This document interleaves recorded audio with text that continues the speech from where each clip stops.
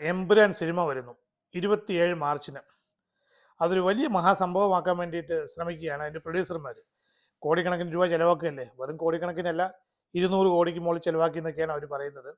അതുകൊണ്ട് തീർച്ചയായിട്ടും അവർ മാർക്കറ്റിംഗ് നടത്താൻ വേണ്ടി മാക്സിമം ശ്രമിക്കും. മുടക്കിയ കാശ് തിരിച്ചു കിട്ടണ്ടേ? ഇവിടെ സംഭവിച്ചുകൊണ്ടിരിക്കുന്നത് ടി വി ചാനലുകൾ പോലും ഇപ്പോൾ ഈ സിനിമയുടെ അഡ്വാൻസ് ബുക്കിങ്ങിനെ കുറിച്ച് അങ്ങ് സംസാരിച്ചു തുടങ്ങിയിരിക്കുകയാണ്. ഞാൻ ആദ്യം വിചാരിച്ചത് യൂട്യൂബർമാർ അല്ലെ ഫേസ്ബുക്കിലൊക്കെ ഉള്ളു ഇങ്ങനെയുള്ള കാര്യങ്ങൾ എന്നൊക്കെ വിചാരിച്ചു. പക്ഷേ ഇവിടെ മൊത്തത്തിൽ നോക്കിയാൽ കാണുന്നത് പല ടി വി ചാനലുകളും ഇത് എല്ലാവിധ റെക്കോർഡുകളും തകർത്ത ബുക്കിംഗ് എന്നൊക്കെ പറഞ്ഞ് കാണിക്കുന്നു. എന്താ ശരിക്കും ഇതുള്ളത് സത്യമാണോ ഇവർ ഈ പറയുന്നതൊക്കെ എന്ന് നോക്കിയേക്കാം എന്ന് വിചാരിച്ചു. ഞാൻ ഇന്ന് ബുക്ക് മൈ ഷോ എന്നുള്ളൊരു സൈറ്റ് ഓപ്പൺ ചെയ്തു. ഈ സിനിമ ടിക്കറ്റ് ഒക്കെ ബുക്ക് ചെയ്യാനുള്ള സൈറ്റാണല്ലോ, ഓൺലൈൻ ടിക്കറ്റ് ബുക്ക് ചെയ്യാനായിട്ട്. ഞാനൊരു ടിക്കറ്റ് എടുക്കാൻ തന്നെ തീരുമാനിച്ചു. 27 തന്നെ ഏറ്റവും ആദ്യത്തെ ഷോ തന്നെ കാണണമെന്ന് എനിക്ക് നിർബന്ധമായിരുന്നു. എനിക്ക് ആദ്യം വലിയ പ്രതീക്ഷയൊന്നുമില്ലായിരുന്നു.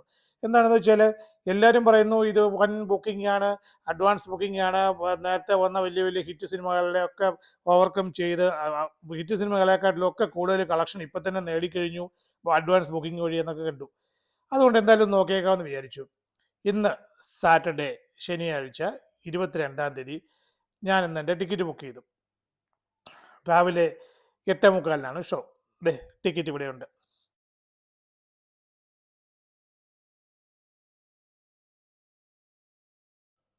ഞാൻ പറയാൻ വിട്ടുപോയി, ഞാനിപ്പോൾ ഹൈദരാബാദിലാണ്. ഹൈദരാബാദിലെ 8 തിയേറ്ററുകളിലാണ് ഈ സിനിമ പ്രദർശിപ്പിക്കുന്നത് 27-ാം തീയതി മുതൽ. പല തിയേറ്ററുകളിലും 5-6 ഷോയുണ്ട്, ചില തിയേറ്ററിലൊക്കെ 2 ഷോയൊക്കെ ഉള്ളൂ. രാവിലെ 8:45 ആദ്യത്തെ ഷോ, പിന്നെ രാത്രി 11:30 അവസാനത്തെ ഷോ. അപ്പോൾ ആളുകൾ ഏറ്റവും കൂടുതൽ പോകുന്നത് വൈകിട്ട് 5 മണിക്ക്, 6 മണിക്ക്, 7 മണിക്കുള്ള ഷോയ്ക്കൊക്കെ ആയിരിക്കുമല്ലോ. പക്ഷേ എനിക്ക് നിർബന്ധം ഉണ്ടായിരുന്നു ഞാൻ രാവിലെ ഏറ്റവും ആദ്യത്തെ ഷോയെ കാണത്തുള്ളൂ. കാരണം ആദ്യത്തെ ഷോ തന്നെ കണ്ടിട്ട് എനിക്ക് അന്ന് തന്നെ അതിനെക്കുറിച്ച് റിവ്യൂ എഴുതണമെന്ന് ആഗ്രഹമുണ്ട്. അപ്പോൾ ആ റിവ്യൂവിന് മുമ്പായിട്ട് എൻ്റെ ഒരു പ്രൊഡിക്ഷൻ, എൻ്റെ പ്രവചനം ഈ സിനിമയെക്കുറിച്ച്. ഈ മലയാള സിനിമയിലെ 200-220 കോടിയൊക്കെ മുടക്കിയിട്ട് ഇതെങ്ങനെ മുതലാക്കാനായിട്ട്? എല്ലാ സ്റ്റേറ്റുകളിലും ഒരുപോലെ സ്വീകരണം കിട്ടിയ ഒരേ ഒരു സിനിമയേ ഉള്ളൂ. അത് ഏകദേശം 2 മാസം മുമ്പ് ഒരു സിനിമ വന്നായിരുന്നല്ലോ, ഉണ്ണിമുകുന്ദൻ്റെ മാർക്കോ. ഇവിടെ തെലുങ്ക് സിനിമ സ്റ്റാർസിനോട് മത്സരിച്ച് അവരെ പോലെ ആകാനൊക്കെ ശ്രമിച്ചു കഴിഞ്ഞാൽ വേണ്ട, ഞാൻ നെഗറ്റീവ് ഒന്നും പറയാൻ ആഗ്രഹിക്കുന്നില്ല. ഈ 220 കോടി പ്രൊഡ്യൂസർക്ക് തിരിച്ചു കിട്ടണമെങ്കിൽ ഏറ്റവും കുറഞ്ഞത് 450 കോടിയെങ്കിലും ഇത് കളക്ട് ചെയ്യണം. 450 കോടി കളക്ട് ചെയ്യാനായിട്ട് എത്ര സമയമെടുക്കും, എവിടെയെല്ലാം പോകണം, എന്തുമാത്രം ആൾക്കാർ കാണണം? കാശിൻ്റെ കാര്യം അവിടെ നിൽക്കട്ടെ. എനിക്ക് ഈ ട്രെയിലർ കണ്ടപ്പോഴല്ലോ എനിക്ക് ശരിക്കും തോന്നിയത്, എനിക്ക് കുറച്ച് കരച്ചിലാണ് വന്നത്. ഈ പൃഥ്വിരാജിന് എന്താണ് ഇത്ര നിർബന്ധം? മോഹൻലാലിനെ തന്നെ വെച്ച് വേണം ഈ സിനിമ എടുക്കണമെന്ന്? വേറെ എവിടെ ആരും ഇല്ലേ? അല്ലെങ്കിൽ ഈ ലൂസിഫർ 2 എന്ന് പറഞ്ഞ് പേരൊക്കെ ഇട്ടുള്ളൂ, പക്ഷേ ഈ സ്റ്റീഫൻ എന്ന് പറയുന്ന ആളെ കൊണ്ടുവന്ന് മോഹൻലാൽ എന്ന് പറയുന്ന ആ പൊണ്ണത്തടിയനെ കൊണ്ടുവന്ന് സിനിമ എടുക്കണമെന്ന് എന്താണ് നിർബന്ധം? ഈ ട്രെയിലർ കണ്ടപ്പോൾ എനിക്ക് തോന്നിയ ഒരൊറ്റ കാര്യമുള്ളൂ, ഈ സിനിമയിൽ ഈ മോഹൻലാൽ എന്ന് പറയുന്ന പമ്മി നടക്കുന്ന, പതുക്കെ നടക്കുന്ന, സ്ലോ മോഷൻ നടക്കുന്ന ഈ ഒരു ക്യാരക്ടറുടെ ആവശ്യം ഇല്ലായിരുന്നു. നിങ്ങൾ നോക്കിക്കോളൂ, തിയേറ്ററിൽ വരുമ്പോൾ ഈ സിനിമയിലെ ഏറ്റവും മോശം പെർഫോമൻസ് ഈ മോഹൻലാലിൻ്റെ ആയിരിക്കും, ഈ പൊണ്ണത്തടീൻ്റെ ആയിരിക്കും. ഒരു പഴഞ്ചൊല്ല് ഓർമ്മ വരുന്നു, പണ്ടേ ദുർബല പിന്നെ ഗർഭിണി എന്ന്. ഇപ്പം നിങ്ങൾ ആലോചിക്കും ഈ മോഹൻലാലും ഗർഭിണിയും ഒക്കെ ആയിട്ട് എന്താ ബന്ധമെന്ന്. പണ്ടേ ദുർബലം എന്ന് പറഞ്ഞാൽ കുറേ വർഷങ്ങളായിട്ട്, അതായത് ഒരു 8-10 വർഷമായിട്ട് ഈ മനുഷ്യന്, ഈ മോഹൻലാലിന് പഴയ പോലെ സ്പീഡൊന്നുമില്ല. അയാൾ ഈ തടിയും വെച്ചുകൊണ്ട്, അയാൾക്ക് പ്രായമായി 10-60 വയസ്സ് കഴിഞ്ഞു, അയാൾക്ക് ഈ പൊണ്ണത്തടിയും വെച്ചുകൊണ്ട് നടക്കാൻ പോലും പറ്റുന്നില്ല. സ്വാഭാവികമായിട്ടുള്ള നടപ്പ് തന്നെ അതൊരു സ്ലോ മോഷനിലാണ്. മറ്റുള്ളവരുടെ ഒപ്പം ഒന്നും അയാൾക്ക് നടന്നെത്താൻ പറ്റില്ല. ഈ വ്യക്തി ഇങ്ങനെ സ്ലോ ആയിട്ട് നടക്കുന്ന ഈ വ്യക്തി അത് ക്യാമറ ട്രിക്ക് വെച്ച് കുറച്ചുകൂടെ സ്ലോ മോഷൻ ആക്കി കഴിഞ്ഞാൽ എങ്ങനെ ഇരിക്കും? അത് തന്നെയാണ് ഇതിനകത്ത് കാണുന്ന മഹാബോറാണ്. സത്യം പറയാതിരിക്കാൻ പറ്റത്തില്ല. മോഹൻലാലിൻ്റെ സ്ലോ മോഷൻ എടുക്കാതിരിക്കുന്നതാണ് നല്ലത്. കാരണം നേരത്തെ തന്നെ അങ്ങേര് കുറേ കാലങ്ങളായിട്ട് സ്ലോ മോഷനിലാണ് എപ്പോഴും എല്ലാ കാര്യങ്ങളും. ഒരാളെ തൊഴിക്കണമെങ്കിൽ പോലും പുള്ളിക്ക് സ്ലോ മോഷനിലേ പറ്റുള്ളൂ, അല്ലാതെ വലിച്ചു പൊക്കി തൊഴിച്ചു കഴിഞ്ഞാണ്ടല്ലോ അയാളുടെ നടുവൊക്കെ ഇട്ടും. എന്തിനാ അയാളെ കൊണ്ട് ഈ മഹാഭാവമൊക്കെ ചെയ്യിപ്പിക്കുന്നത്? അയക്കോ മനസ്സിലാവില്ല അയാളുടെ സമയം കഴിഞ്ഞു എന്നുള്ളത്. ഡയറക്റ്റ് ചെയ്യുന്നവനും പ്രൊഡ്യൂസ് ചെയ്യുന്നവനെങ്കിലും ഇന്ന് മനസ്സിലാക്കണ്ടേ? രാവണപ്രഭു എന്നുള്ള സിനിമയിലാണെന്ന് തോന്നുന്നു അച്ഛനായിട്ടും മകനായിട്ടും ഉണ്ടായിരുന്നല്ലോ. വളരെ നന്നായിട്ട് അദ്ദേഹം ചെയ്തത് അച്ഛനായിട്ടുള്ള റോള്. അതുപോലെ വല്ല അച്ഛൻ്റെ റോളിൽ ഇരുന്നാൽ പോരെ. എന്തിനാ അപ്പം ഈ തോക്കും എടുത്ത് വെടിവെക്കാൻ പോകുന്നു, ആൾക്കാരെ തൊഴിക്കാൻ പോകുന്നു ഒക്കെ. ഇനി ബുക്കിങ്ങിലേക്ക് വരാം. ഞാൻ ബുക്ക് ചെയ്തു, എനിക്ക് പ്രത്യേകിച്ച് യാതൊരു ബുദ്ധിമുട്ടും കണ്ടില്ല. ഞാൻ ഏറ്റവും ബാക്കിലെ വരിയിലാണ് ടിക്കറ്റ് ബുക്ക് ചെയ്തിരിക്കുന്നത്, അതായത് ബാൽക്കണി അല്ലെങ്കിൽ പ്രീമിയം ക്ലാസ്സിൽ. ഞാൻ ബുക്ക് ചെയ്ത ആ ഷോയ്ക്ക് നിങ്ങളൊന്ന് നോക്കൂ, എന്തുമാത്രം സീറ്റാണ് ഇവിടെ വേക്കൻ്റ് ആയിട്ട് കിടക്കുന്നത്. ഇവിടെ നോക്കൂ, ഈ സിനിമ തിയേറ്റർ മൾട്ടിപ്ലക്സിലെ ഒരു തിയേറ്ററാണ്. മിക്കവാറുള്ള സീറ്റുകളൊക്കെ കാലിയാണ്. ബാക്കിൽ ഒരു 3-4 ലൈൻ മാത്രമേ ഫുള്ളായിട്ടുള്ളൂ. 27-ാം തീയതിക്കുള്ള ബുക്കിംഗാണ്.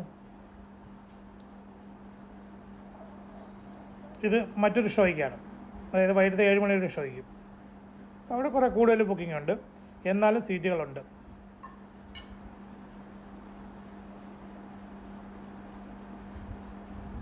ഇത് മറ്റൊരു തിയേറ്ററിൽ, ഇവിടെയും സീറ്റുകൾ അവൈലബിൾ ആണ്. മറ്റൊരു ഷോയ്ക്ക് പോവാം. ഇവിടെ കണ്ട് ധാരാളമുണ്ട് സീറ്റുകൾ. മറ്റൊരു തിയേറ്ററിലെ കാര്യമാണ്. ഇവിടെ പ്രീമിയം ക്ലാസ് തൊട്ട് എല്ലാ ക്ലാസ്സുകളിലും ഇഷ്ടം പോലെ സീറ്റുകളുണ്ട്. ഇത്രയും വലിയൊരു സിറ്റിയിൽ ഒരു മൾട്ടിപ്ലക്സിനകത്ത് ഇനിയും 5-6 ദിവസം കൂടി ഉണ്ട്. 5 ദിവസം കൂടി ഉണ്ട്. ഇനി പ്രൊഡ്യൂസറും സോഷ്യൽ മീഡിയയിലെ മാർക്കറ്റിംഗുകാരും യൂട്യൂബേഴ്സും എല്ലാവരും കൂടി ചേർന്നിട്ട് ഇതിനെ അതിഭയാനകമായ ബുക്കിംഗ് ആണെന്നൊക്കെ പറഞ്ഞിട്ട് ഞാൻ ഇന്ന് നോക്കുമ്പോൾ 5 ദിവസം കഴിഞ്ഞിട്ടാണ് സിനിമ തുടങ്ങുന്നതെങ്കിലും ആദ്യത്തെ ദിവസം തന്നെയുള്ള ഷോകൾക്ക് ഇഷ്ടം പോലെ ടിക്കറ്റാണ്. അത് ഏത് ക്ലാസ്സിലും 80% വരെ സീറ്റുകൾ ഇവിടെ കാലിയാണ്. ഇതാ ഒരെണ്ണം നോക്കുക. നമുക്ക് ഹൈദരാബാദ് സിറ്റിയിലെ മറ്റൊരു സ്ഥലത്തേക്ക് പോകാം. ഇത് കുക്കട്പള്ളിയാണെന്ന് തോന്നുന്നു. അതെ, വളരെ ഡെൻസ് പോപ്പുലേഷനുള്ള സ്ഥലമാണ്. ഇവിടെയും ബാക്കിലെ 3-4 ലൈനിൽ മാത്രമേ ഉള്ളൂ, ബാക്കിയുള്ള സീറ്റുകളൊക്കെ കാലി. ഇവർ ഈ പറയുന്ന പോലെ മറ്റുള്ള സ്റ്റേറ്റുകളിൽ, തമിഴ്നാട്ടിൽ അല്ലെങ്കിൽ ആന്ധ്രയിൽ, തെലുങ്കാനയിൽ ഇവിടെയൊന്നും അങ്ങനെ കണ്ടമാനം ബുക്കിങ്ങും ക്യൂവും ബഹളവും ഒന്നുമില്ല. ഇഷ്ടംപോലെ സീറ്റുകൾ കാലിയാണ്. ഇതെല്ലാം യൂട്യൂബർമാർക്കും സോഷ്യൽ മീഡിയക്കാർക്കും ഫേസ്ബുക്കിലുള്ളവർക്കൊക്കെ ഉണ്ടല്ലോ, ആക്റ്റീവ് ആയിട്ടുള്ളവർക്കൊക്കെ കാശ് കൊടുത്ത് ചെയ്യിപ്പിക്കുന്ന പരിപാടിയാണ് ഇതൊക്കെ.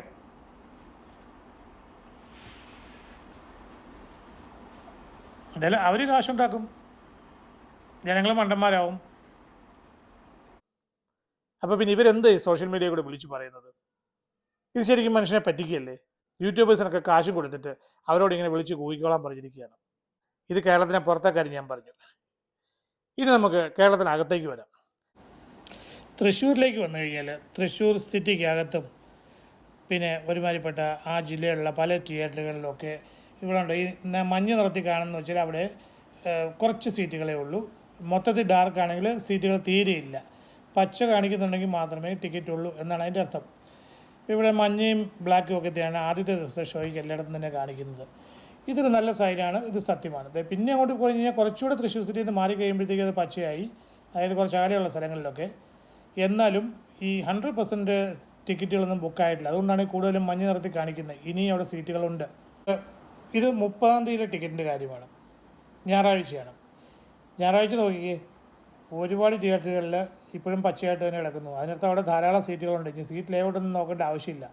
നിങ്ങൾക്ക് വേണമെങ്കിൽ ഒരു കാര്യം ചെയ്യാം. ഇപ്പം ഞാൻ പറയുന്നത് അത്ര വിശ്വസിക്കാൻ പറ്റുന്നില്ലെങ്കിൽ ഈ ബുക്ക് മൈ ഷോ എടുക്കുക, എന്നിട്ട് 27, 28, 29 തീയതികളിൽ കേരളത്തിലെ ഓരോ ജില്ലകളിൽ എന്തുമാത്രം ടിക്കറ്റുകൾ അവൈലബിൾ ആണ്, അല്ലെങ്കിൽ കേരളത്തിന് പുറത്തുള്ള സ്ഥലത്ത് എന്തൊക്കെയുണ്ടെന്ന് വേണമെങ്കിലും നോക്കാം. എന്നിട്ട് വിശ്വസിച്ചാൽ മതി. തൃശ്ശൂർ ജില്ലയിലെ മിക്കവാറും എല്ലാ തിയേറ്ററിലും തന്നെ ഇഷ്ടം പോലെ സീറ്റുകളുണ്ട്. അപ്പോൾ പിന്നെ എവിടെയാണ് ഈ വേൾഡ് റെക്കോർഡ് അല്ലെ ഇന്ത്യൻ റെക്കോർഡ്? ബാക്കിയുള്ള സിനിമകളെക്കാട്ടിലും ഒക്കെ കൂടുതലായിട്ട് അഡ്വാൻസ് ബുക്കിംഗ് കഴിഞ്ഞു എന്ന് പറയേണ്ട ആവശ്യം എന്താണ് ഇവിടെ? പച്ചക്കള്ളമല്ലേ പറയുന്നത്? കഴിഞ്ഞ 2-3 വർഷങ്ങളായിട്ട് ഹിറ്റായ ചില സിനിമകളൊക്കെ ഉണ്ടല്ലോ. ബാഹുബലി തൊട്ട് ഇങ്ങോട്ടുള്ള ഒരു കന്നഡ സിനിമ ഉണ്ടായിരുന്നു, അതുപോലെ തെലുങ്ക് സിനിമകൾ 2-3 ഉണ്ട്. ഇതിനകത്ത് ഞാൻ ഇതിനൊന്നും പേര് പറയുന്നില്ല. ഇതിനകത്ത് നിന്നൊക്കെയുള്ള മ്യൂസിക്കുകൾ ഒക്കെ കോപ്പി അടിച്ചോ അവരുടെ പെർമിഷനോട് കൂടിയാണോ ചുമ്മാ കോപ്പി അടിച്ചോ എന്നറിയില്ല, അതൊക്കെ ഈ സിനിമയിൽ മിക്സ് ചെയ്തിട്ടുണ്ട്. അങ്ങനെ കുറേ മ്യൂസിക് മിക്സ് ചെയ്തു, പിന്നെ കുറേ പൊളിറ്റിക്കൽ ഡയലോഗുകൾ ഇറക്കി. ഇതുകൂടാതെ ആ സിനിമയിലെ സംവിധായകനും പ്രൊഡ്യൂസറും അവിടെ ഫൈനാൻസ് ചെയ്തവനും പിന്നെ വഴിയെ പോയവനും എല്ലാവനും ഈ സിനിമയെക്കുറിച്ച് അങ്ങ് അഭിപ്രായങ്ങൾ പറയുകയാണ്. എവിടെ? സോഷ്യൽ മീഡിയയിൽ അവരോരോ ഇൻ്റർവ്യൂ വിളിച്ചങ്ങ് കൊടുക്കുകയാണ്. എന്നിട്ട് ഈ സിനിമ നിർമ്മാണത്തെ അങ്ങ് പുകഴ്ത്തുകയാണ്. അധികമായാൽ അമൃതം വിഷമാണ്.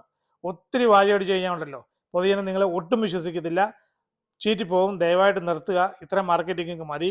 അങ്ങനെയാണെങ്കിൽ നിങ്ങൾക്ക് മുടക്കി മുതലെങ്കിലും തിരിച്ചു കിട്ടും. പ്രൊഡ്യൂസറും ഡിസ്ട്രിബ്യൂട്ടേഴ്സും എല്ലാവരും കൂടി ചേർന്ന്. ഈ സിനിമ പൊട്ടിപ്പോകും എന്നൊന്നും ഞാൻ പറഞ്ഞില്ല. ഞാനങ്ങനെ നെഗറ്റീവ് വർത്തമാനങ്ങളൊന്നും പറയില്ല ഒരു സിനിമയെക്കുറിച്ചും. കാരണം ഞാനും ഒരു ബിസിനസ് ചെയ്യുന്ന ആളാണ്. അതുകൊണ്ട് ഒരു സിനിമ നിർമ്മാതാവിന് വിഷമമുണ്ടാക്കുന്ന കാര്യങ്ങളൊന്നും പറയാൻ ആഗ്രഹിക്കുന്നില്ല. എങ്കിലും ഈ സിനിമ ഇവർ ഈ പറഞ്ഞ പോലെ ഇത്ര വലിയ ആനയൊന്നുമല്ല. ഒരു ആവറേജ് സിനിമയായിരിക്കും ഇത്. ലൂസിഫറും അങ്ങനെ തന്നെയായിരുന്നല്ലോ. ട്രെയിലറിനകത്ത് ഞാൻ കുറേ സ്ലോ മോഷൻ കണ്ടു. ഇനി സിനിമയിൽ എന്തുമാത്രം സ്ലോ മോഷൻ ഉണ്ടായിരിക്കും എന്നുള്ളത് നിങ്ങൾ കാത്തിരുന്ന് കാണുക. പിന്നെ മോഹൻലാലുണ്ടോ, മൊത്തം സ്ലോ മോഷൻ ആയിരിക്കും. അത് 100%, അത് എൻ്റെ ഗ്യാരണ്ടി. ഈശോ മിശിഹായ്ക്ക് സ്തുതിയായിരിക്കട്ടെ. വെറും ഒരു MLA മാത്രമായിരുന്ന ഒരാൾ, അയാളെ എന്തിനാണ് സാർ ഇങ്ങനെ പേടിക്കുന്നത്? നമ്മളറിയാത്തതെന്തോ Stephen നെടുമ്പള്ളിയുടെ കഥയിലുണ്ട്. Save your land. Save God's own country.